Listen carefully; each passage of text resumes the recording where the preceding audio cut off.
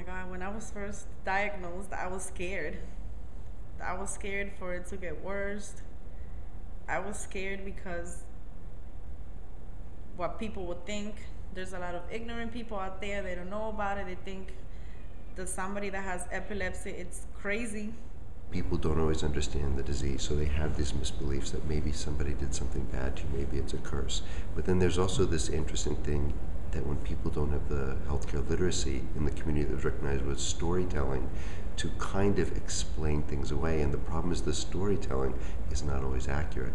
So patients come, and they come in with being told these things for someone who might have a lower healthcare literacy, the cause of disease, and then Ms. Castillo will be told that this is black magic, somebody did something bad, when the truth is this is a biological problem. People just used to tell me, like, oh, you should go, speak to one of those person. Maybe somebody did some black magic to you, or maybe that's not medical. I never went to those places because I don't believe in that. Now, what does cause seizures in epilepsy? Seizures are caused by abnormal firing in the brain. The brain is a beautiful electrical organ, and these millions of nerves or neurons communicate by firing. As you ask a question, your brain fires. I hear it, my brain fires, I give back a response. Well, what if momentarily that firing is thrown off? It results in a seizure. I never knew when I was gonna get it. I used to get the feeling, and I used to get it right away. So I was always like scared. What if I get it? What if? Because I got it in school, in high school, a couple of times, and that was like going to school the next day after I get it. It was really, really hard. Can you describe an experience like that? What happened? Getting it in public. Yeah. I got it on the train once, and I feel it when I'm getting it, and I know after I get it, I know that I got it. I used to get this weird feeling. So I asked the lady next to me, I was like, did I get a seizure? She was like, yeah. And then she was like, I was like, what happened? Because I used to get unconscious. She was like, oh, you just got up and then you sat down again and got up and sat down again, and everybody was just looking at you like if you was crazy. That made me feel so bad. The things that people responded were that, oh, I would put a pencil in his mouth to stop him from swallowing his tongue. And we know that that's not what we do when someone has a seizure. But seizures are contagious. Sometimes it's a misbelief. I wouldn't touch that patient because I might get it. Oh, look, they're foaming at the mouth. The seizure is caused by, again, a possession or some kind of bad spirit. I cannot look at that. I can't make contact with that person's eyes, because if you look in the eyes, this is where the seizure is coming from. So there was not even a knowledge of what to do, how to provide help. So first, as we explain what the causes are, we can teach people that the way to help someone having a seizure is first go.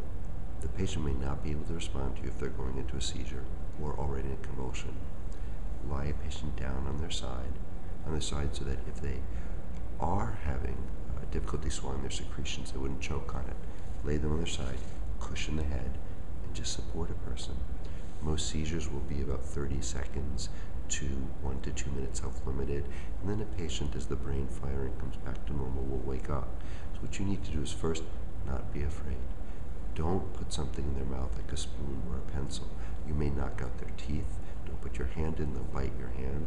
And it's really an old wives' tale. But in the Latin community, there is still this belief that that's what you do. It's not contagious. You won't capture seizure. And if someone momentarily is not swallowing because they're convulsing, they might have a little bit of spittle or foam in their mouth. That's nothing. You're not going to catch the seizure. So lie someone down, turn them on their side, time the seizure. It should be about 30 seconds to 2 minutes. If a seizure starts going on for more than 5 minutes, you want to call for emergency medical services. They need to come to the hospital. It condition called status epilepticus where the seizure doesn't stop, and then support the patient and stay with them. First, I used to get the aura, the weakness, nervous, butterflies in my stomach, and then I used to get unconscious. From what I've been told, I used to shake. My left arm used to get stiff, and I used to like roll my eyes, and I used to just talk. Anything, nonsense, bad words, anything that used to, I don't know, come out. And then that was it. It used to happen for like a minute, 2 minutes, and that's it. Then I used to come back to normal. After the seizures, I used to get a really bad headache. I used to get very sleepy. After a seizure, most of the time, I used to go to sleep for like hours. Seizure then is what you see as the whole brain fires. A person may become momentarily unaware. They may get a warning first, and then they might fall and convulse. That's what a seizure is. And the cause is this abnormal firing in the brain. Now, there are multiple different causes, and when you come to a level 4 epilepsy center, our job is to understand your seizure type and then find out the etiology. And based on seizure type and etiology, the cause, we can then prescribe a treatment. Now, for Anna, the cause was, I believe, a meningitis when you were young. Yes. You had a bad brain infection, so it had nothing to do with an evil curse or black magic. She had a bad infection that left a part of her brain firing.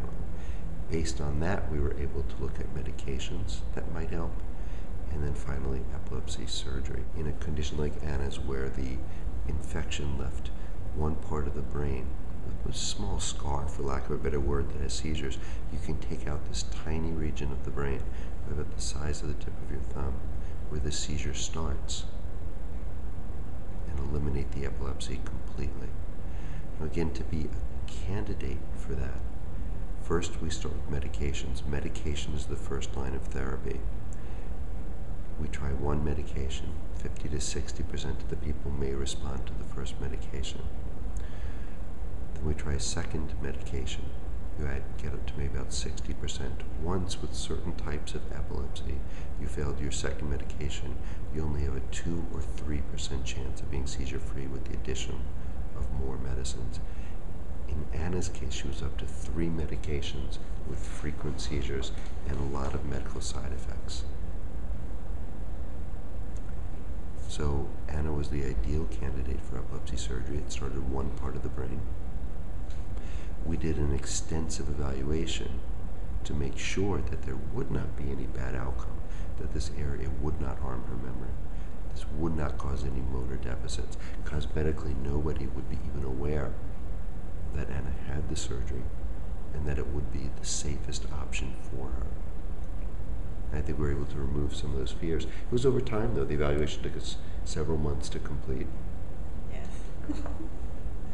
And it involved many different studies, an MRI scan, a PET scan that looked at the way her brain used sugar to see that it didn't use it in this part of the brain where the seizure started, a WADA test, where we put part of the brain that would have the surgery to sleep and tested Anna to be sure that by removing this, it wouldn't affect her language or memory.